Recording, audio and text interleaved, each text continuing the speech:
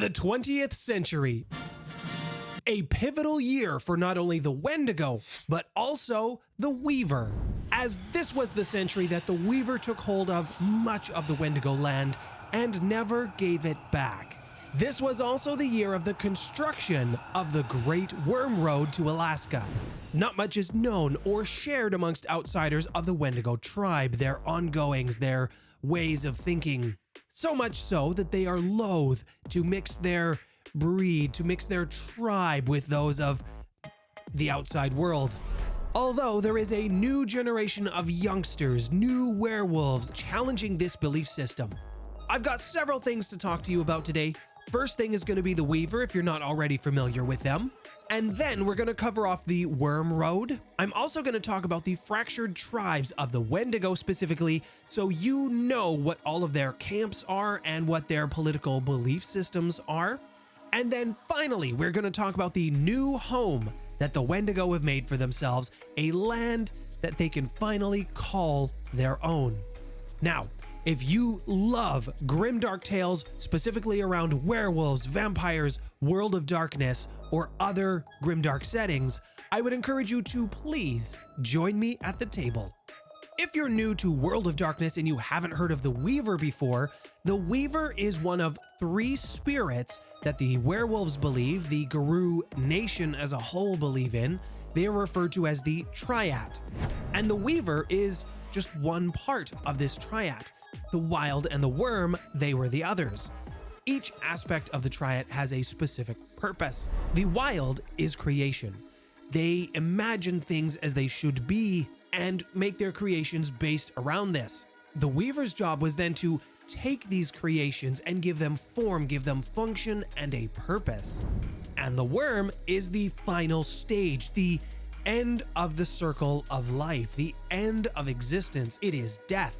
And while no one knows exactly what happened, the Guru believe the Weaver is the cause of the apocalypse and the reason for the Wyrm's madness.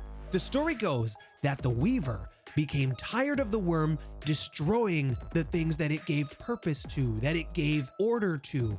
It grew jealous that the Wyrm was destroying its perfect order. So the Weaver bound and imprisoned the Wyrm so that it could no longer destroy that which it was giving purpose to. The imprisonment drove the Wyrm mad. It went crazy.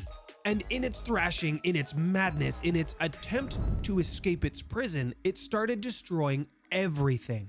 Now, the avatars of the Weaver, the children of Weaver, they often take the form of spiders or insects. The Weaver is also the patron of law, order, and science. Technology is also thrown in there somewhere, but the Glasswalker tribe, they are a big fan of the Weaver and technology in general, and so are the Ratkin as well as the Ananasi, the shape-changing spiders. However, when it comes to the modern world, most recognize that the Weaver is too powerful. They have too much influence in today's society, and you can see that because of cities and skyscrapers, internet.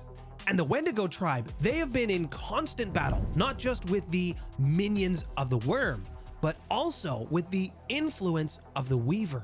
One thing to note about the Wendigo tribe, virtually all of them are descendant from Native American tribes, Native American peoples, except for those that came out of Russia.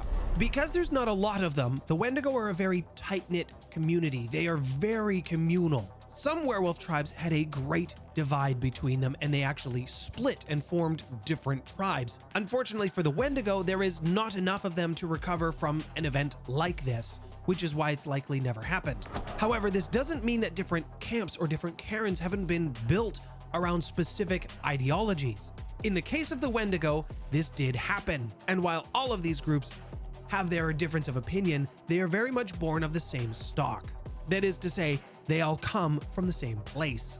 There are 4 main camps when you're dealing with the Wendigo tribe as a whole. The first camp is the Warpath. This is generally what someone will think about when they see or hear the stories of Wendigo. These are the warriors. They are also angry, bitter, and willing to take any fight they can to the Wyrmbringers or the Wyrmcomers. The Warpath camp has lessened in popularity over the years. Their peak, their pinnacle, was actually in the 1800s. The next camp we're going to talk about is the Sacred Hoop. Those that fall into this camp, they revere spirits, and this is something that the camp actively teach. This particular camp has been more welcoming of outsiders. They try to teach them their ways, at least what others might be able to see. They don't go in depth into great sacred rites or details around this, but the efforts that they have been going through have actually been well received, and this has been the most popular camp since the 1960s. The Secret Hoop is the next camp we need to talk about. They are different from the one that I just mentioned. They play more into subtlety, and they do a dance with a very extremist view. They, among others with the next camp we're going to talk about, desire a second Impergium, one that specifically targets those that came over from Europe and just getting rid of all of them. Now, within this camp, you will find members of the Wendigo, that's not surprising, but you will also find members of the Uktena and the Red Talons, and maybe even a few of the more militant Black Furies. Down with the patriarchy! This camp views their version of the Impergium as taking back their land, and it's understandable why they would feel this way, but what they may not realize is that this belief system could potentially be influenced by the Wyrm. And in going to war and spilling so much blood for this kind of a battle, this kind of outcome that they want, this could actually do more harm than good to Gaia itself. The Ghost Dancers are another interesting camp when it comes to the Wendigo. They also have mixed membership with not only the Wendigo, but also the Uktena. And while this camp talks a big game about pushing out all the foreign invaders and taking the land back for themselves, they've been much more hesitant or squeamish when it comes to actually participating in conflict around this. They do believe that it's important to be in tune with Gaia and to live as the Earth Mother intended. They also believe that a particular dance, a very specific spiritual dance, can bring about a new world, and this is called the Ghost Dance. Now, some of you may be curious about what the Wyrm Road was and why it's important to Alaska. If you remember from my previous Wendigo video, they were fighting to keep their lands. They were fighting the invasion of the Europeans, or the Wormbringers as they became known. The problem was the Wendigo were losing. While they were very good at winning particular battles, they were not very good at managing the war effort. There wasn't a lot of them, and they just kept getting pushed back. Eventually, they found themselves pushed towards Alaska. And at this point, there really wasn't a lot of other places for the Wendigo to go.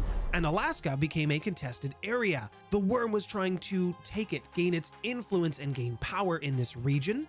And the Wendigo, they weren't having any of that. What ended up happening here is politicians made deals. There was corruption running rampant through the political system. It still is today, but they weren't able to achieve any major victories in the area until they got some help from some kinfolk in the area who had been corrupted by the Wyrm. So the governments did what they always do and just went ahead and did stuff regardless of how popular it was going to be, and they built a massive road. They sent bulldozers to plow through mountains, to dig up the permafrost and damage the terrain of the Arctic. Part of the reason for doing this is to, destroy Gaia in its entirety, but the reason that was sold to the people and to the news media was because oil had been found here. But what the government did not count on was the fact that they were building in such a frozen place so far away from their lands, they did not realize they were actually building in the jurisdiction of another country. What the US had actually done is built a road through Canadian territory. The two governments did have to fight it out, and while the road still exists, Canada did win this political battle, and the United States government had to make reparations. There were some attempts to sabotage the construction of this road while it was being built, but because it was happening so fast, the Wendigo just really didn't have time to prepare. They didn't have time to do anything about it. And the whole project, the whole road itself, was named the Wyrm Road. That is, of course, if you ask any guru about it. However, the Wyrm Road is still a black scar among the terrain. It is a wound on the earth itself. Many banes, spirits, and machinations of the Wyrm can actually be found on this highway. They can be found corrupting those who travel on it. The Wendigo have been fighting for centuries. They have been losing wars for centuries. So, is there any good news, any hope for the Wendigo? There actually is. And it would come in an unlikely place. Many of the Wendigo who were driven north went into Alaska, and they also went into Canada, into the territories, specifically in the areas of the Yukon and the Northwest Territories. But the Wendigo and many of the native peoples who lived in this area received a major victory. They were given back a significant portion of land. In 1999, Nunavut was carved out of the Northwest Territories and its border was redrawn, but the territory of Nunavut was given back to its Aboriginal peoples. And it's here that many of the Wendigo settled. They started to put down roots, which was actually something they couldn't do for a very long time. They finally had a place to call their own. They had somewhere to make a home for themselves. And this comes with several benefits. One being that they can actually raise a new generation up. They can teach them their ways. They can teach them the stories and their history. They can actually defend their lands. They have a place to secure. And most importantly, they are able to start to plan and design their great war against the Wyrm and the Wyrmbringers. Now, if you're interested in the general downfall of society and the reason the world is so crappy, you need to watch this video. Thank you to all of my patrons for supporting me and the channel. All of your ongoing support means the absolute world to me. My name's Nathaniel. Thanks for stopping by, everyone.